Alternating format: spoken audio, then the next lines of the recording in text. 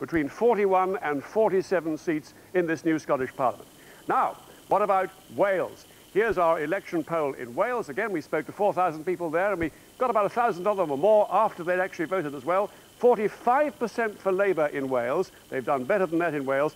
But the Plaid Cymru Party on 26% of the first vote, that'd be their best ever, some 10% better than they've ever done before. 14% the Conservative Party, 12% the others, the Liberal Democrats. I'm sorry, not the others at all. The Liberal Democrats are far from being the others. Here we have the second vote now. Labour a bit down.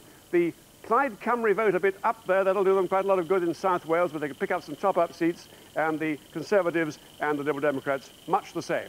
Now, the shape of the new chamber in the Welsh Parliament. A circular chamber this time. And here they go, starting with Labour, likely to be the biggest party. Conservatives, the Liberal Democrats, and there's Plaid Cymru, the Welsh Nationalists there. Now we take an overall view of this Parliament, of this Assembly. 60 members altogether. There's the winning post, 31 members. We give any party an overall majority. And we have Labour here between 28 and 32, just straddling the winning post. At the bottom of the range, they'd be short of it. At the top of the range, they'd be just through it, as you can see there. The Conservatives between 7 and 11, the Liberal Democrats between 4 and 8, and Plaid Cymru, the Welsh Nationalists, between 13 and 17. And finally, Jeremy, a look at the BBC 1000. Now, these are the local council wards that have counted so far. We've chosen 1,000 of them, representative wards, 100 have counted, 150,000 votes in so far. And on that basis, in the English council elections, it looks as if, compared with 1995, a terrible year for the Tories, their worst ever in local elections, a very good year for Labour. Labour 11% down on where they were then.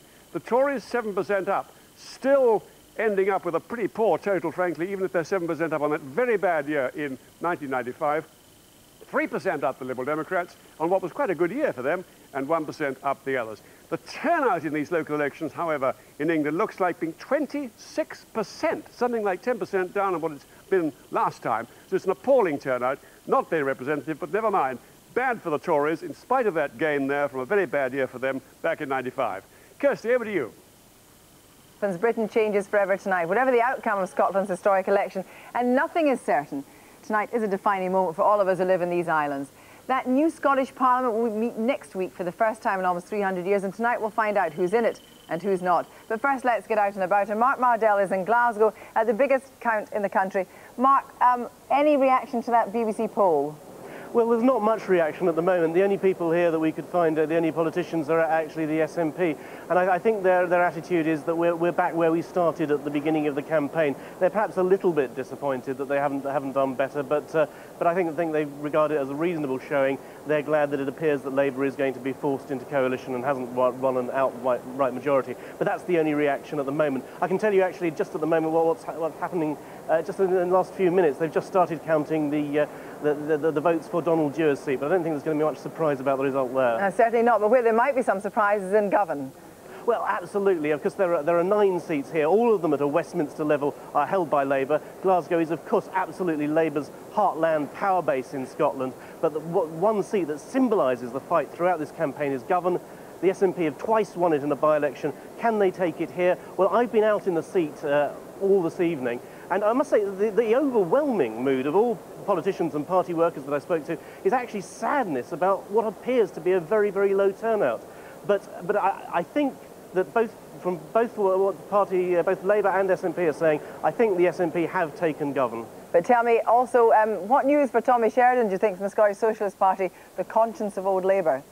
Yes, Tommy Sheridan is standing as a socialist, and I think that he will get in, not, of course, on first past the post, but because of the way the voting system works. Mark Mardell, thank you very much. Now we can go straight over to the capital and to Gordon Brewer, who's at the Meadowbank crowd. Gordon, quite a lot of activity behind. Are they getting ahead? Yes, they are, actually. They've just started counting a few minutes ago here. The big story here, I suppose, is David McCletchie, the Scottish Tories leader. It's one of the areas where the Tories thought they might actually win something beyond their wildest dreams, a constituency seat. Now, I spoke to some of the Tories here just before, in fact, the BBC poll came out, and I would say they were hopeful but philosophical. I dare say they're a bit more philosophical in that sense of the word since they saw the results of the poll. Although, of course, Edinburgh has to be good news for the Tories as a result of this election. They're going to have some seats, and this is one of the areas where you would say is some constituencies are naturally conservative, and over the course of the next few years, the next few elections, they would certainly hope to build on that. Thanks very much, Gordon. Straight up to the northeast of Scotland now and to Jane Franchi, who is with Alex Salmond. Yes, Kirsty, and Alex Salmond arrived here at 10 o'clock just as the ballot boxes were being opened. His party's reaction to the BBC poll is that it's the movement on the second vote that's significant. But like most of the other parties, they're saying they'd rather wait for the real thing, the actual contents of the ballot boxes. Banff-and-Buchan, as you know, is real SNP territory. It's been Alex Salmond's Westminster constituency since 1987. The only serious contenders are the Conservatives, but at the 1997 general election, they trailed SNP by nearly 13,000 votes. We're expecting a declaration here at about 2:30, but to be honest, most people say it's really up in the air when that could happen. Thank you very much, Jane. Well, straight back now into the Vote 99 studio, and joining me is Douglas Alexander from Labour, Ian Blackford from the SNP, Sir Malcolm Rifkind of the Tories, and Charles Kennedy from the Liberal Democrats. Well, Douglas Alexander, we're right then that nobody wants a Labour majority in Scotland, least of all a lot of Labour supporters. Well, I don't think we should take anything for granted at this time in the evening, Kirsty. I think exit polls always need to be taken with a health warning. But I think what does emerge, if this is replicated across the country, is that separation has been decisively rejected this evening. Separation may have been decisively rejected, but this will be your best showing since 1974, Ian Blackford. What are you going to do with it? Well, if the exit poll is correct, Kirsty, it's a super result for us. Not, as Mark Mardell said, disappointing. Our best result in Scotland ever means that we can now challenge and put the case for independence over the course of the next 4 years of the Parliament and fight to win next time. But you're not round. actually going to be in a position of power if there's going to be a deal done between Labour and the Liberal Democrats. I think one thing that you see across all three of us on the left here is that we're all opposed to tuition fees. So if all three on the left? On the left, maybe on the left on tuition fees. We're all opposed to tuition fees, so we'll be fighting to improve the lot of Scotland in that Parliament. If we can get a broad constituency on tuition fees to remove that from the people of Scotland, then we'll do so.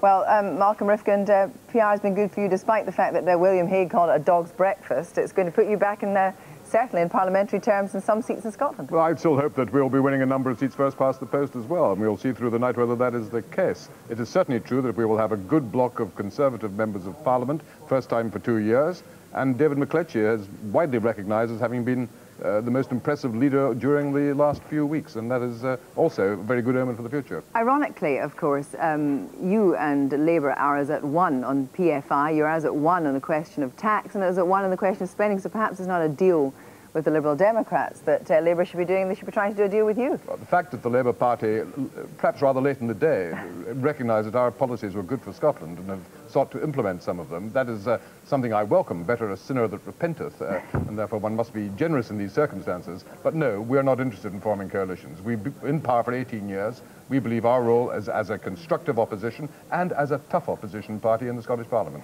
But the fact is that, you know, William Hague has given you his blessing, if indeed you need his blessing, to distance yourself from the rest of the United Kingdom party. But perhaps you haven't distanced yourself enough. On this showing, you haven't distanced yourself enough. I don't think that's correct. I think on this showing, what we are seeing, in fact, is that the Tory party in Scotland is perhaps actually one of the most impressive areas of unity within the party at this moment in time. We have differences in the south at the moment, as we have seen. Charles Kennedy, what's the price of a deal then? Is it seats in the cabinet? Is it this cabinet mondeo, whatever it is? Well, certainly not. We're not even getting into that tonight. Let's see what the results are. Basically, first. That's all that's offered to you, isn't it, a coalition? Well, I'm not aware that anything has been offered to anybody. It's certainly not been part of any discussions that we've had. We've said quite clearly, in fact, we're the only party out of the four that's been upfront with people about this. If, as was always likely to be the case, no party under the system wins a complete majority of votes and therefore of seats, if you have to have a degree of cooperation across parties, we're happy to enter into that. So but the we'll idea base it on who actually emerges as the largest party, because after all, they command in what's a four-party minority system with different sizes of minorities. You've got a disproportionate amount of power, perhaps? No, it is a straightforward matter of talking, first of all, to the party that has the largest number of votes and the largest number of seats. To be undemocratic to do otherwise. But that doesn't mean to say you're going to end up with a coalition government. So when Paddy Ashdown met the other gang in Derry Irvin's house, the question of a Lib Lab coalition in Scotland was never even discussed. Well, I wasn't at that meeting. Jim Wallace wasn't at that meeting. That was dealt with during the campaign. It's old news. And it's nothing new. What was dealt with is what's been delivered through the Cook-McLennan Talks, which is a rolling programme of constitutional reform via Westminster, one of the most exciting aspects of which we are now witnessing and commenting on tonight. No matter what happens in terms of coalition, tonight the three other parties are going to be in a position to force a vote on tuition fees.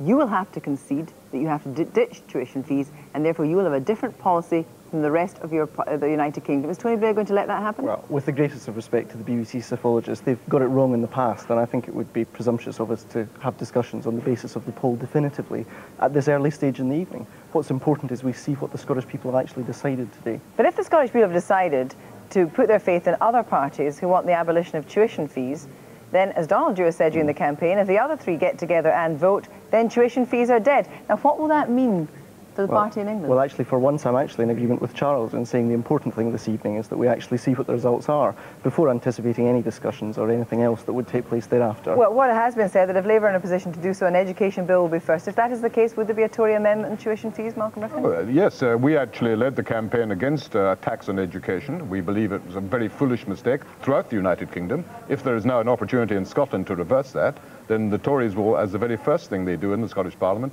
put down an amendment to get rid of tuition fees. What I'm puzzled about is actually the Liberal Democrat position on this, because they haven't said, they could have said, a price of a coalition with Labour will be Labour commit themselves to get rid of tuition fees. They're not saying that, they're using weasel words. Well, we'll wait and see the long, long night ahead for that kind of discussion. Thanks very much. Back to Jeremy. Well, Peter Kellner has some news on what's been happening at the votes in local authority elections here in England. Peter, what's been happening? Jeremy, we now have real votes in, more than 200 wards, 500,000 votes or so around the country. There's two worlds, the world of the opinion polls, Labour miles ahead of the Conservatives, and the world of local votes, where frankly it's neck and neck. Labour maybe just a smidgen ahead of the Tories, but neither of them can take any comfort. At the moment, Labour 34%, Tories 32%. That'll shift around a bit. The real gainers are the Liberal Democrats. On these early figures, it could be their best ever local election night, 28% nationally. In the last few minutes, we've heard they've just taken Sheffield.